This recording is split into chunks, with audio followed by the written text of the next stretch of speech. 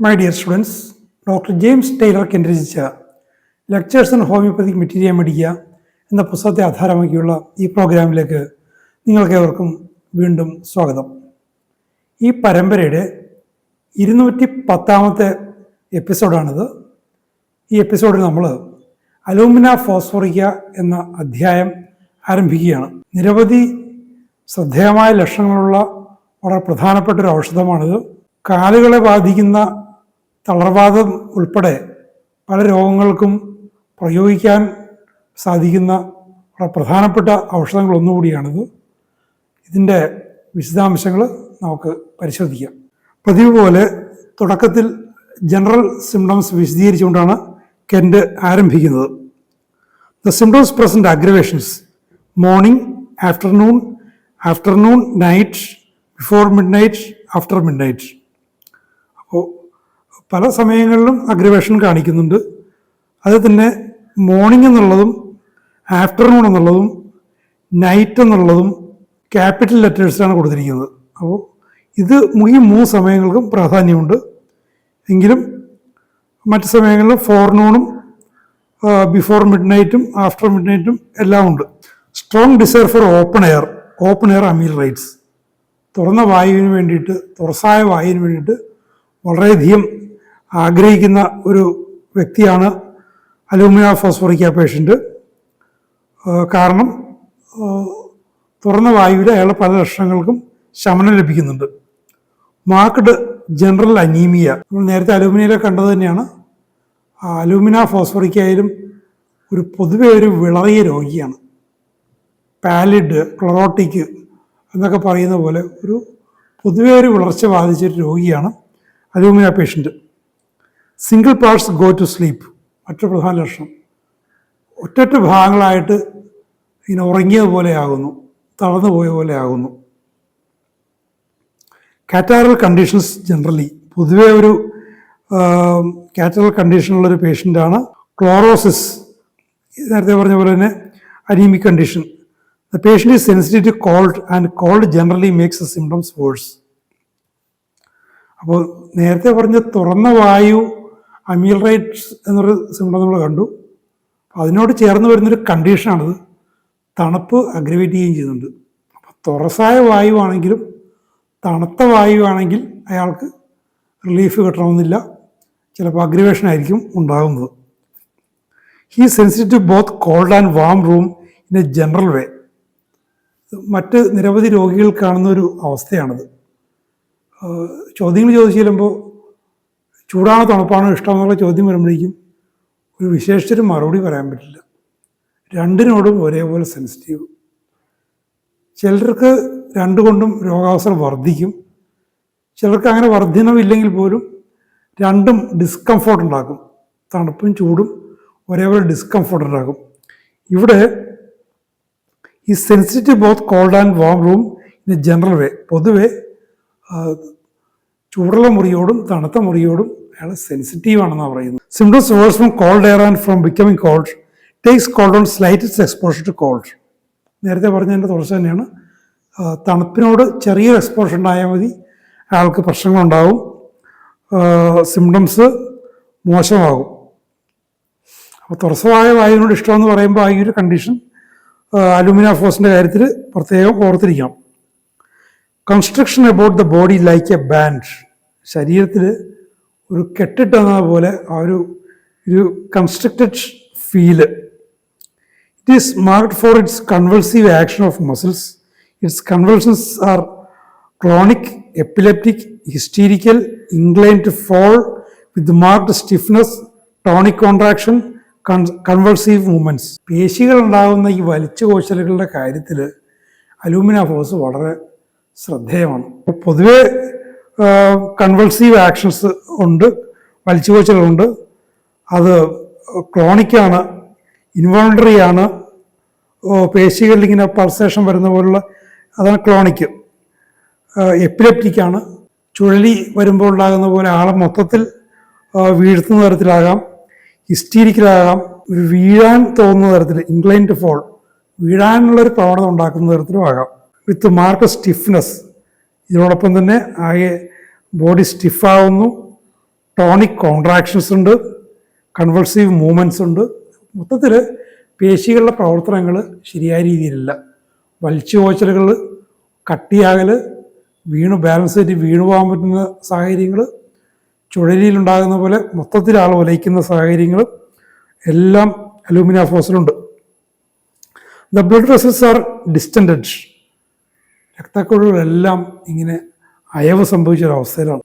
Symptoms are worse after eating and there is marked aggravation from physical exertion. അപ്പോൾ ആഹാരത്തിന് ശേഷം ലക്ഷണങ്ങളെല്ലാം വർദ്ധിക്കുന്നു. ശാരീരികമായ അധ്വാനം, കായിക അധ്വാനം കൊണ്ട് വളരെ ശ്രദ്ധേയമായ തോതിൽ രോഗലക്ഷണങ്ങൾ വർദ്ധിക്കുകയും ചെയ്യുന്നുണ്ട്. Faint feeling and frequent fainting. നേരത്തെ പറഞ്ഞതിൻ്റെ തുടർച്ചയായിട്ടാണ്. മൊത്തത്തിലൊരു പെട്ടെന്നൊരു മന്ദത വന്ന്, തളർച്ച പോലെ വന്ന് ആൾ വീഴാം. അത് ഇടയ്ക്കിടയ്ക്ക് ഉണ്ടാകുകയും ചെയ്യും. ജനറൽ അമീസിയേഷൻ, പൊതുവെ ആൾ ശോഷിച്ച അവസ്ഥയിലാവുന്നു. Cold drinks and cold food, milk, potatoes and warm foods disagree. അപ്പോൾ ഇവിടെയും രണ്ട് ടെമ്പറേച്ചർ എക്സ്ട്രീമിറ്റീസും ഇവിടെ വരുന്നുണ്ട്. ആഹാരത്തിൻ്റെ കാര്യത്തിൽ തണുത്ത പാനീയങ്ങൾ, തണുത്ത ഭക്ഷണം, പാല്, ഉരുളക്കിഴങ്ങ്, ചൂടുള്ള ആഹാരങ്ങൾ ഇതെല്ലാം ഇയാൾക്ക് യോജിക്കുന്നതല്ല. Formication all over the body, lack of vital heat. ശരീരം മുഴുവൻ ഇങ്ങനെ കുരുക്കളും പരുക്കളും ഒക്കെ ഉണ്ടാകുന്നുണ്ട്. ലാക്ക് ഓഫ് വൈറ്റൽ ഹീറ്റ്, ആ ഒരു ജീവൻ്റെ തെളിവായ ചൂട്, ആ ചൂടിന് കുറവ് സംഭവിക്കുന്നു.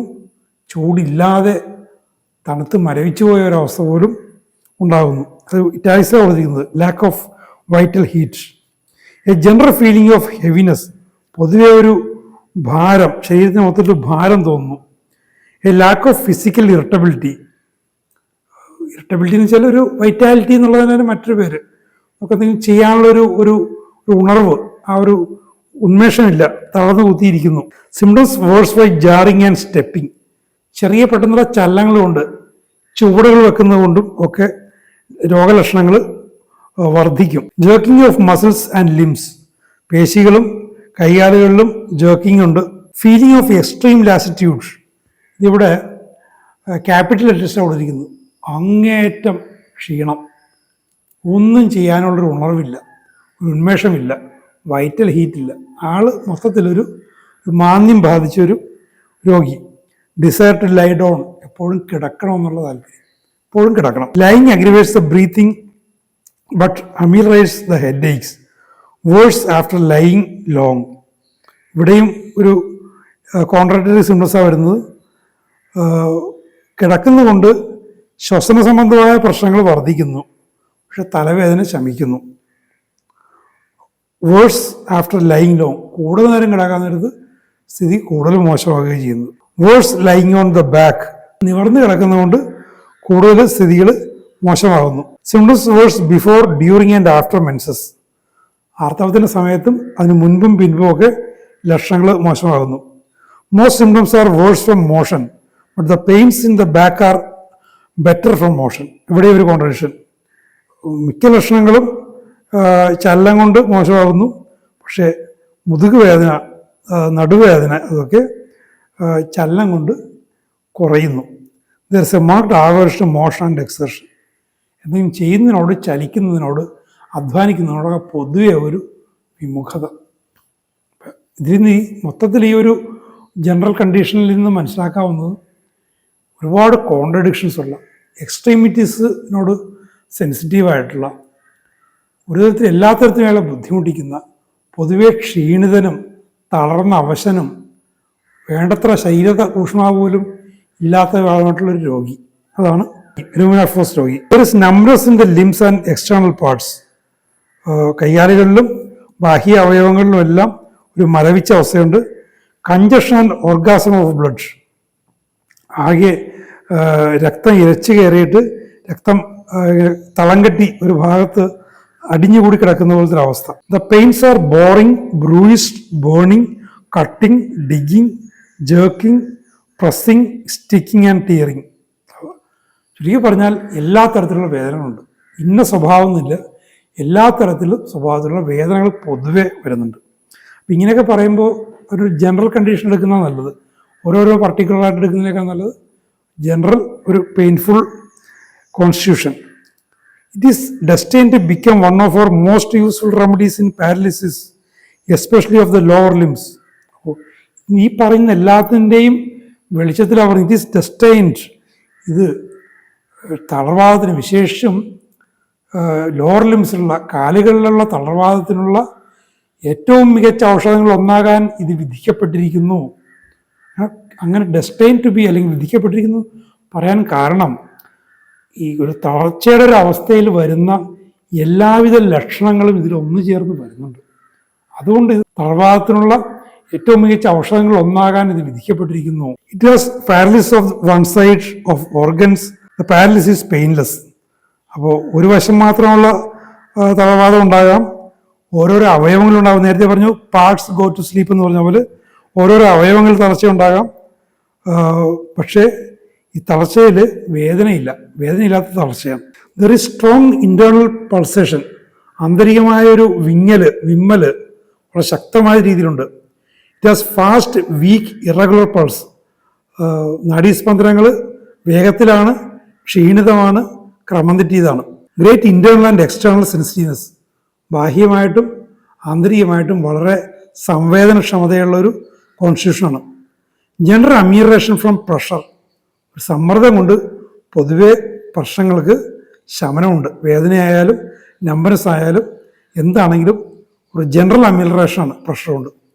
The weakness and nervous frustration are as though from sexual excess. അപ്പോൾ ഈ ക്ഷീണവും നാഡീസംബന്ധമായ തളർച്ച കൊണ്ടുള്ള തളർന്ന് കിടന്നു പോകുന്ന അവസ്ഥയും സെക്ഷൽ എക്സസ് കൊണ്ടുണ്ടാകുന്നതിന് സമാനമാണ്. അമിത ലൈംഗികത കൊണ്ടുണ്ടാകുന്ന ഒരാളുടെ വൈറ്റാലിറ്റിയിലുണ്ടാകുന്ന ക്ഷയത്തോട് സമാനമാണ് ഇയാളുടെ അവസ്ഥ. Electric shocks are very common and the symptoms are worse after sleep. അപ്പോൾ വൈദ്യുതാഘാതം ഉണ്ടായതുപോലുള്ള അനുഭവങ്ങൾ വളരെ സാധാരണ വരും. ഉറക്കത്തിന് ശേഷം ലക്ഷണങ്ങൾ മോശമാവുകയും ചെയ്യും. Standing is A very ടയർസം position. അപ്പോൾ പൊതുവെ ക്ഷീണിതനായൊരു വ്യക്തിയാണ്.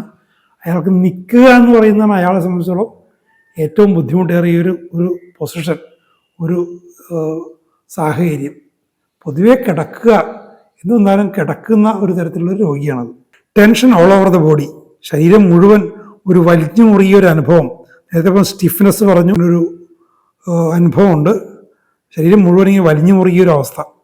ട്രംബ്ലിങ് ആൻഡ് ട്വിച്ചിങ്, വിറയ്ക്കലും വലിച്ചു കോച്ചലും ഒക്കെ ഉണ്ട്. Walking in the open air increase the symptoms.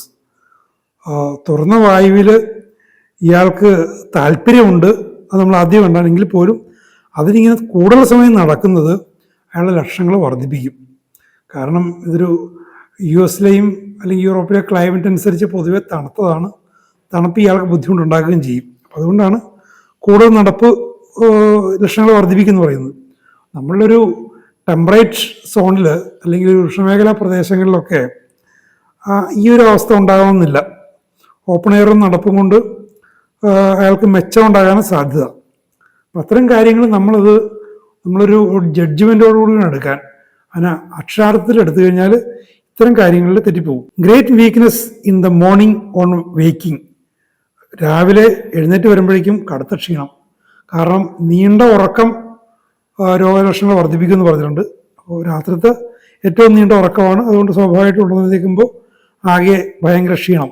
From A diarrhoea, from exertion during menses.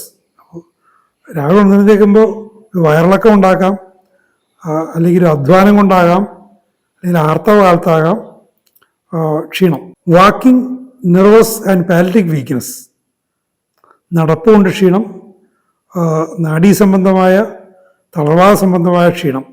Extreme വിയർനെസ്, അങ്ങേയറ്റം തളർന്ന് ഒടുങ്ങി അടങ്ങിപ്പോയൊരവസ്ഥ.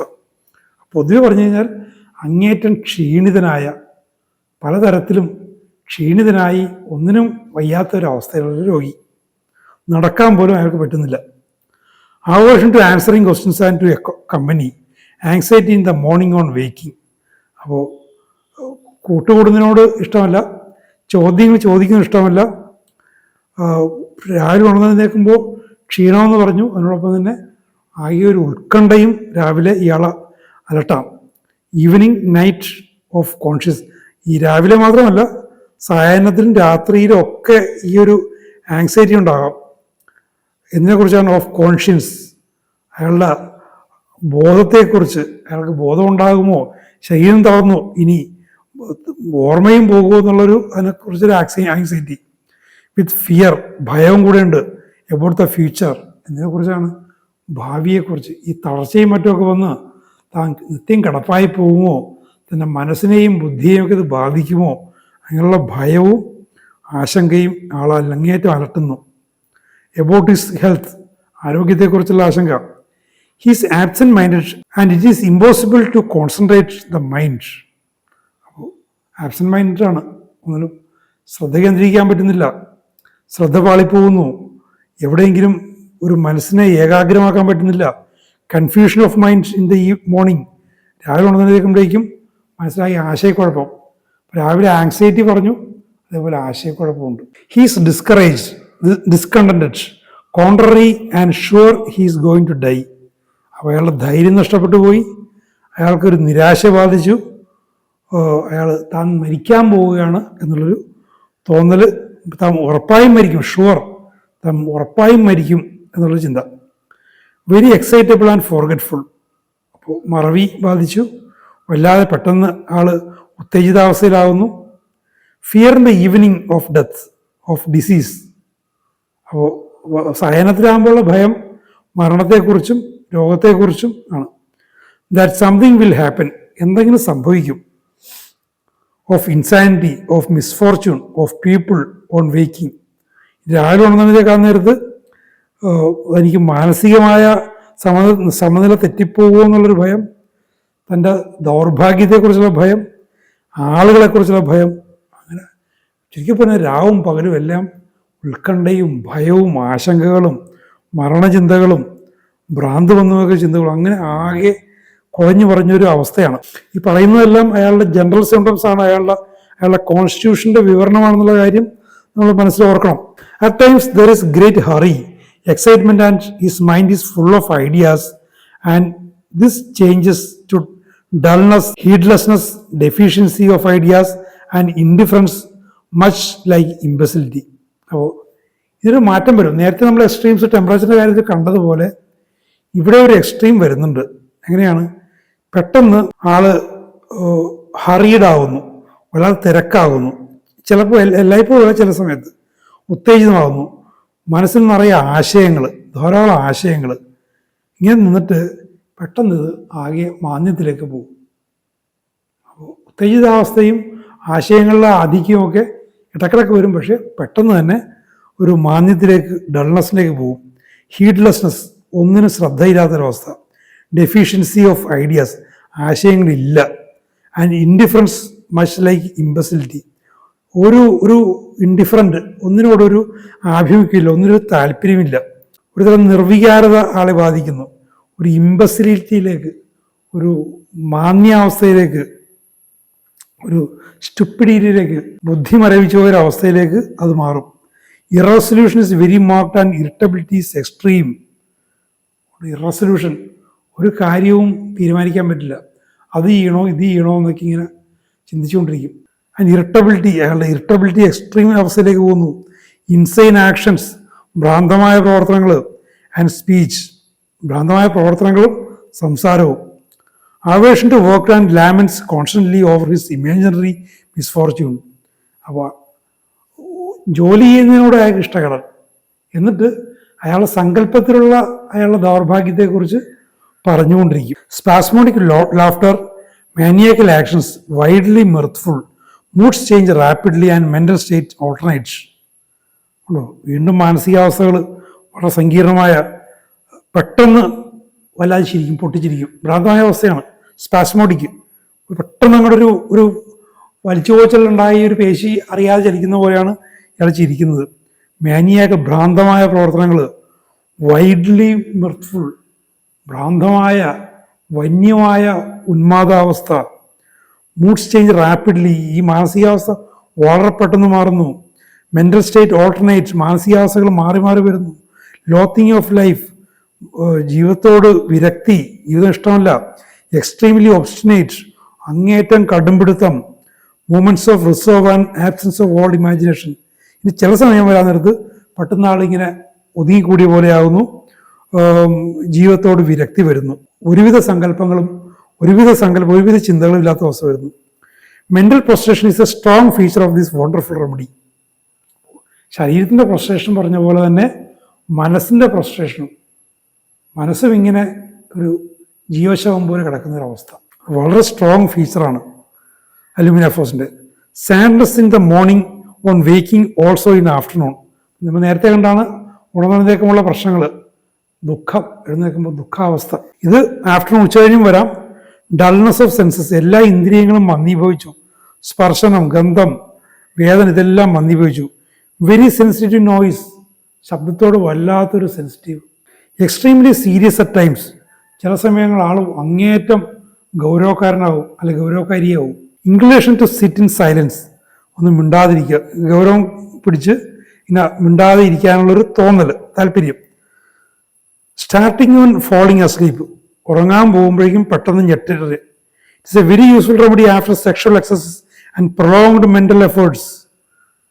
ലൈംഗികമായ അമിത പ്രക്രിയകൾ കൊണ്ടും സുദീർഘമായ മാനസിക അധ്വാനം കൊണ്ടുണ്ടാകുന്ന തളർച്ചയ്ക്ക്, ക്ഷീണത്തിനൊക്കെ അലൂമിനാഫോസ് നല്ലൊരു ഔഷധമാണ്. It's often suited to a mental breakdown at the end of college life. വിദ്യാഭ്യാസ കാലഘട്ടത്തിന്, ഉയർന്ന വിദ്യാഭ്യാസ കാലഘട്ടത്തിൻ്റെ അവസാനം വരുന്ന ആ ഒരു മാനസിക തകർച്ച, ആൾ തകർന്നു പോകുന്നൊരവസ്ഥയ്ക്ക് ഇത് വളരെ ഉപകരിക്കുന്നതാണ്. ഞാൻ കൽക്കട്ടയിൽ വിശ്വഭാരതി സർവകലാശാലയിൽ ഒരു കോഴ്സ് ചെയ്യുന്ന സമയത്ത്, ഒരു 6 മാസത്തെ കോഴ്സ് ചെയ്യുന്ന സമയത്ത് ഒരു വിദേശ വിദ്യാർത്ഥി, ഡെൻമാർക്കുകാരുണ്ടായിരുന്നു, നാടകത്തെക്കുറിച്ച് പഠിക്കാൻ വന്നത്. എൻ്റെ വളരെ അടുത്ത സുഹൃത്തായിരുന്നു. ഡോർമിറ്ററിയിൽ ഞങ്ങൾ അടുത്തടുത്താണ് കിടന്നിരുന്നത്. ഇയാൾ ഇതേപോലെ എന്നെക്കാളും പ്രായമുണ്ടായിരുന്നെന്ന്, ആകെ ഒരു ഘട്ടത്തിൽ ആകെ തകർന്ന് അവശനായി പോകുന്നൊരവസ്ഥ വന്നു. ഈ ഒരു അവസ്ഥ വന്നപ്പോഴേക്കും ഞാൻ ഇയാളൊന്ന് നിരീക്ഷിക്കാൻ തുടങ്ങി. പ്രകടമായിട്ടും അലൂമിനാഫോസിൻ്റെ ലക്ഷണങ്ങളില്ലെങ്കിലും അലൂമിനാഫോസ് എൻ്റെ മനസ്സിൽ വന്നു.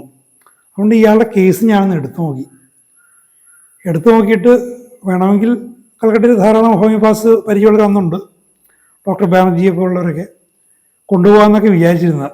പക്ഷേ പിന്നീട് വെറുതെ എൻ്റെ അടുത്ത് കാലിഫോസ് ഉണ്ടായിരുന്നു, ബയോകെമിക്ക് 6X, വെറുതെ ഒരു ദിവസം ഒരു ഡോസ് കൊടുത്തു. ഒറ്റ ഡോസ് കൊണ്ട് ആൾ റിക്കവറായിപ്പോയി. പിന്നീട് ഏതാണ്ട് ഒരു മാസം കൂടി ഞങ്ങൾ ഒരുമിച്ചുണ്ടായിരുന്നുള്ളൂ. ഞാൻ കുറച്ച് കൊടുത്തും വിട്ടു, എഴുതി കൊടുത്തും വിട്ടു. ബ്രേക്ക് ഡൗൺ വന്ന് ഞാൻ കഴിച്ചോളാം.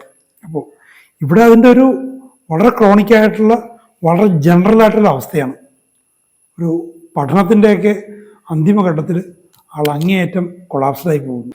ഇൻഡിസ്പോസ് ടു കോൺവേഴ്സ് വിത്ത് ഫ്രണ്ട്സ്, സുഹൃത്തുക്കളുമായിട്ട് സംസാരിക്കാനുള്ളൊരു മടി, ഇതൊക്കെ കൊണ്ടിരുന്നതാണ്. ഞാനുമായിട്ട് മാത്രമേ അയാൾ മിക്കവാറും കമ്മ്യൂണിക്കേഷൻ ഉണ്ടായിരുന്നുള്ളൂ. പല കാര്യങ്ങളിലും ഞങ്ങൾ ഒരേ മനസ്കരായിരുന്നുകൊണ്ട് കമ്മ്യൂണിക്കേഷൻ. മറ്റുള്ളവരോട് സംസാരിക്കാൻ മടി. ക്ലാസ്സിലൊക്കെ ക്യാമ്പസിലൊക്കെ അങ്ങനത്തെ ഒരു ടൈപ്പായിരുന്നു ആൾ. സ്റ്റുപ്പിഫാക്ഷൻ ഓഫ് മൈൻഡ്, മനസ്സാകെ മന്ദീഭവിച്ചു പോയിരിക്കുന്നു. Dispose to dwell on suicidal thoughts, ആത്മഹത്യാവാസനകൾ, ആത്മഹത്യയെക്കുറിച്ച് ചിന്തിക്കാനുള്ളൊരു പ്രവണത, അങ്ങനത്തെ ഒരു ഡിസ്പോസിഷൻ. ചിന്തിക്കുന്നതല്ല, അങ്ങനെ ചിന്തിക്കാനുള്ളൊരു പ്രവണത. അത് ഈ ആത്മഹത്യയെക്കുറിച്ചുള്ള ചിന്തകളിൽ വളരെ ശ്രദ്ധാപൂർവം നമ്മൾ നിരീക്ഷിച്ചാലേ കൃത്യമായ ഔഷധത്തിലേക്ക് പോകാൻ പറ്റും. ഇത് അങ്ങനെ ചിന്തിക്കാനുള്ളൊരു പ്രവണത, അങ്ങനത്തെ ഒരു ഡിസ്പോസിഷൻ അയാൾക്കുണ്ട്, അങ്ങനത്തെ ഒരു പ്രവണത അയാൾക്കുണ്ടെന്നല്ലാതെ അങ്ങനെ ചിന്തിക്കുന്നുവെന്നോ അതിൻ്റെ ആക്ഷനിലേക്ക് പോകുന്നൊന്നും ഇല്ല. ടോക്കിംഗ് ഇൻ സ്ലീപ്പ്, ഉറക്കത്തിൽ സംസാരിക്കുന്നു. ബിക്കംസ് വെരി ടിമിഡ്, അവൾ അങ്ങേയറ്റം ഭീരുവായി പോകുന്നു. ടിമിഡിറ്റി, ഒന്നും ചെയ്യാൻ പറ്റാത്ത ഭീരുത്വത്തിൻ്റെ ഒരു അവസ്ഥയിലേക്ക് ആൾ പോകുന്നു. Thinking of his symptoms make them worse, തൻ്റെ ലക്ഷണങ്ങളെക്കുറിച്ച് ചിന്തിക്കുന്നത് തന്നെ അയാളുടെ സ്ഥിതി മോശമാക്കും. പീരിയഡ്സ് ഓഫ് അൺകോൺഷ്യസ്നസ്, ചില നേരത്ത് അബോധാവസ്ഥയിലുള്ള ഒരു സാഹചര്യങ്ങളും ചില സന്ദർഭങ്ങളും ഉണ്ടാകും. Weeping in the morning on waking, ഉണർന്നെഴുന്നേൽക്കുമ്പോൾ ആളിങ്ങനെ വിതുമ്പും, വിഷം കൊണ്ട് വിതുമ്പും. അപ്പോൾ ഉണർന്നെഴുന്നേൽക്കുമ്പോഴാണ് ഒത്തിരി മാനസിക പ്രശ്നങ്ങളും ശാരീരിക അവശതകളും ഈ പേഷ്യൻ്റിനുണ്ട്. വളരെ ആവർത്തിച്ച് കെൻഡ് പറയുന്നുണ്ടത്. ഡ്യൂറിങ് നൈറ്റ്, രാത്രിയിലും ഈ ഒരു വിതുമ്പുന്നൊരവസ്ഥ, സങ്കടപ്പെടുന്നൊരവസ്ഥ ഉണ്ടാകാം.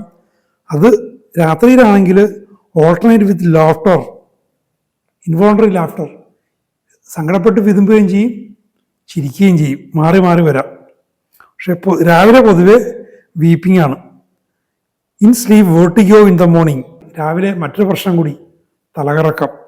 Afternoon evening on closing eyes lying എമിർ റൈസ്. അപ്പോൾ വെർട്ടിഗോ ഉച്ചകഴിഞ്ഞും വരാം, സായാഹ്നത്തിനും വരാം, കണ്ണടക്കുമ്പോൾ വരാം. ക്ലോസിംഗ് ഐസ് എന്നുള്ളത് ഇറ്റാലിക്സാണ് കൊടുത്തിരിക്കുന്നത്. ലൈയിങ് എമിർ റൈസ്, കിടക്കുന്നതുകൊണ്ട് അതിന് ശമനമുണ്ട്. പൊതുവെ അലൂമിനാഫോസ് രോഗി ഒരു തളർന്ന് കിടക്കുന്ന ഒരു ടൈപ്പാണ്. വിത്ത് നോസിയ, ഓക്കാനം വരൽ, സിറ്റിംഗ്, സ്റ്റൂപ്പിംഗ്, വാക്കിംഗ്. ഇരിക്കാൻ നേരത്ത്, മുന്നോട്ടായാൻ നേരത്ത്, നടക്കുമ്പോഴൊക്കെ ഓക്കാനം വരലുണ്ട്. Objects turn a circle, tendency to fall forward. ഇങ്ങനെ ചുറ്റുപാടുള്ള വസ്തുക്കളൊക്കെ ഇങ്ങനെ കറങ്ങുന്നു, തലകറക്കം, വീഴാനുള്ളൊരു ടെൻഡൻസി. ഇത്രയും കാര്യങ്ങളാണ് ഇതിൻ്റെ ഒരു അലൂമിനാഫോസിൻ്റെ ഒരു general conditions. This remedy will cure the particulars given below where the generals above strongly predominate.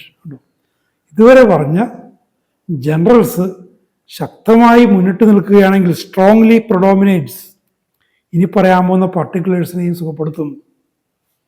അതിൽ ഈ പുസ്തകത്തിൽ എന്നെ കൂടുതൽ ആകർഷിച്ച ഇത്തരം കെൻറ്റിൻ്റെ ചില പരാമർശങ്ങളാണ്.